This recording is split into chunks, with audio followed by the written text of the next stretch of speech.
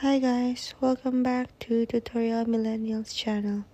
In today's video, I'm going to show you how to turn on your mention notification on your iPhone.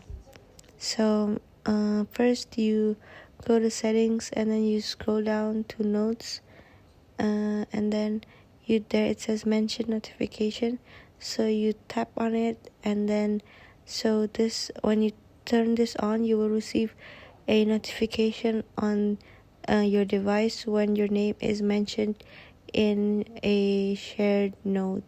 So sometimes it's important so that you don't get missed out when your notes are too many. So I hope this video is useful, and thank you for watching.